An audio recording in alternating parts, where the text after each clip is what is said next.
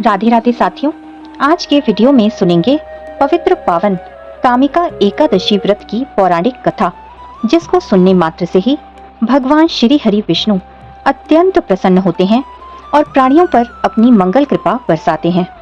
साथ ही व्यक्ति को स्वर्ग लोक की प्राप्ति होती है। तो प्रेम से, भाव से और मन से कामिका एकादशी व्रत कथा का श्रवण करें।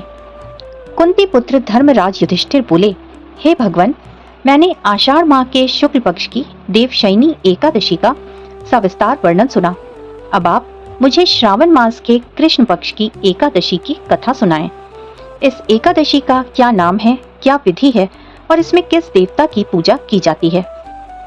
भगवान श्री कृष्ण बोले, हे राजन, इस एकादशी की कथा मैं तुम्हें सुनाता हूँ, सो ध्यान पूर्वक सुनो। एक समय इस एकादशी की पावन कथा को भीष्म पितामह ने लोकहित के लिए नारद जी से कहा था। एक समय नारद जी ने पूछा, हे पितामह, आज मेरी श्रावण के कृष्ण पक्ष की एकादशी की कथा सुनने की इच्छा है, अतः अब आप एकादशी की व्रत कथा और विधि भी सुनाएं। भीष्म पितामह नारद के वचनों को सुनकर बोले, हे नारद, आपने मुझसे अत्यंत सुंदर प्रश्न किया है, आप ध्यान लगाकर सुने। श्रावण मास के कृष्ण पक्ष की एकादशी का नाम कामिका है। एकादशी की कथा के सुनने मात्र से ही वाजपेयी यज्ञ का फल प्राप्त होता है। कामिका एकादशी के व्रत में शंख चक्र गदाधारी भगवान विष्णु की पूजा होती है। जो मनुष्य इस एकादशी को धूप, दीप, नैवेद्य आदि से भगवान विष्णु की पूजा करते हैं, उन्हें गंगा स्नान के फल से भी बड़ा फल प्राप्त होता है। सूर्य या चंद्र ग्रहण में केदार और कुरुक्षेत्र में स्नान करने से जो पुण्य मिलता है, वह पुण्य विष्णु भगवान की भक्ति पूर्वक पूजा करने से मिल जाता है। श्री विष्णु भगवान के पूजन का फल समुद्र और वन सहित पृथ्वी दान करने और सिंह राशि वालों को गोदावरी नदी में स्नान करने के फल से भी अधिक होता है।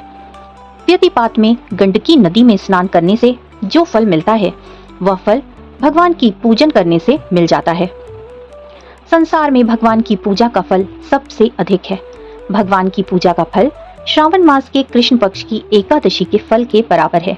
अतः भक्ति पूर्वक भगवान की पूजा ना बन सके तो श्रावण मास के कृष्ण पक्ष की कामिका एकादशी का व्रत अवश्य करना चाहिए। आभूषणों से युक्त बछड़ा सहित गौ दान करने से जो फल मिलता है, वह फल कामिका एकादशी के व्रत से मिल जाता है। जो उत्तम द्विज श्रावण मास के कृष्ण पक्ष की कामिका एकादशी का व्रत करते हैं तथा श्री विष्णु भगवान का पूजन करते हैं, उससे समस्त देव, नाग, किन्नर, पितृ आदि की पूजा हो जाती है। इसलिए पापी से डरने वाले व्यक्तियों को विधि विधान सहित इस व्रत को करना चाहिए।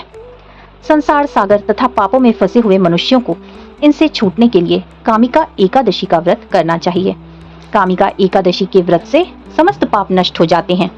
संसार में इससे अधिक पापों को नष्ट करने वाला कोई अन्य उपाय नहीं है। हे नारद जी, स्वयं भगवान ने अपने मुख से कहा है कि मनुष्यों को आध्यात्म विद्या से जो फल मिलता है, उससे अधिक फल कामिका एकादशी का व्रत करने से मिल जाता है। इस व्रत के करने से मनुष्य अंतिम समय में अनेक दुखों से युक्त यमराज तथा नरक के दर्शन नहीं करता।